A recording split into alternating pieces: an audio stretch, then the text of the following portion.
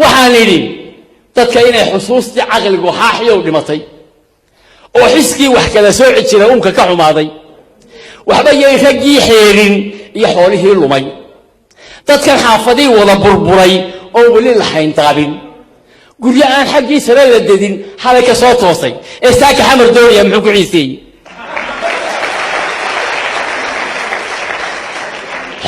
xoontay dugaa ku arkayaan xoolahan geline xayawaano bahalaha wax cuna lama xaroodaane 30 sano xabaal duul ku jiray meel xabsiyo jeela waadigaa xuruubay ilaahay ku xamdi mooyaane maxaashiish cabba kuwa halkii dib ugu xiisooday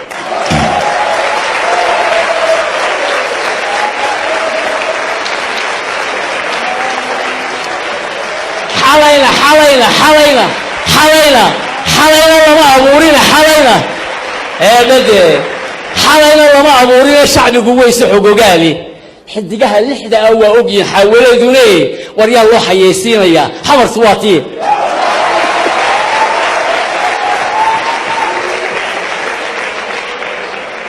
حلوفنا ضميرها رفتاه وحي حكتي شكتي حلوك هدان لنا دعين حقنا لغو مالين وأن حنون لو وين حرق ما قادان dadkana xaaladda inuu shabaho waxa xaqiiqdiina ummadii xun iyo xumuhu dhalay loo xaragacay iyagoo xay hoon dhiman kuwii nolol xabaalayay raggii xiliya maal wuxuu lahaa maalin laga xoogay ee inay xusuustaan ku waday xumihii loo geystay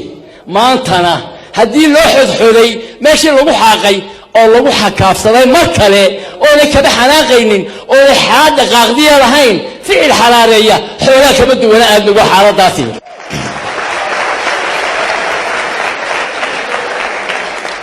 xariimkan ku dhaaftay xariimka baradakan maanta baday eeg xariimkan ku dhaaftay iyo alle xaakimka ahaaye iska daa xiriir ugu dara iyo xuluf wadaagooda hadalkan xaqoodii u gartaaban ka xumadoodaan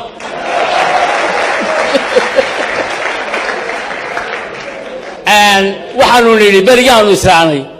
sidii laygu waaday waagii walaaloo dhan waan ka weecdaa walaaloo dhan walaalayaal shanta hay saacdo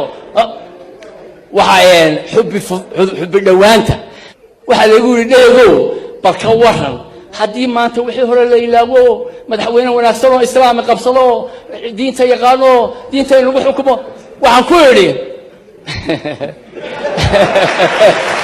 waxaan idhi dawlad kasta oo xamar ka dhalata ama islaam ha qabsato ama gaal ha qabsato horta janan ama hawiyaa ama daarooda baa qabsanaya oo inqilaabaya waayo kursigu ku fadhiya afweyne koonfur oo dhamikii oo kale inay ku fadhiisataa bay doonaysaa buulasha aad dhisateen mar dambe yaan lagaa dumin